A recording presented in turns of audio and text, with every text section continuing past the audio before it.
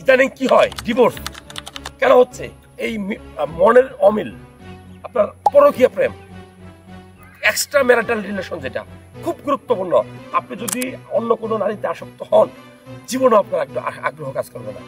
যাই হোক, আমি বলবো যে আপনার যদি এই রোগটা ইদানিং দেখা দেয় যে আগে খুব আপনার আগ্রহ কাজ করতো, এখন আপনার ওয়াইফ আপনার পাশে শুয়ে থাকে, আপনার পার্টনার আপনার সাথে শুয়ে থাকে, আপনার কোনো আগ্রহ কাজ করে না, সে যদি আপনাকে উত্তেজিত করার চেষ্টা করে তারপরেও না, কেন হয় জানেন? এটা আসলেই মূল কারণ যে আপনার শরীর থেকে টেস্টোস্টেরন হরমোনটা কমে গেছে কিনা। প্লিজ আপনি একবার এই হরমোনটা মাপবেন, চেক আপ করবেন। মনে রাখবেন, চিকিৎসায় এই সকল রোগ থেকে মুক্তি পাওয়া সম্ভব। তবে আপনাকে পর্নোগ্রাফি, যেটা যে আপনি যদি পর্ন মুভিতে আসক্ত থাকেন, খারাপ খারাপ ভিডিও দেখেন, আল্লাহর দোহাই লাগে, এগুলো বন্ধ করতে হবে।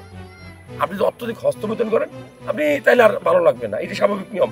আপনি স্বাভাবিক জীবনে ফিরে আসেন, নামাজ পড়েন, দেখবেন যে আপনি ঔষধেরও প্রয়োজন হবে না একটা সময়।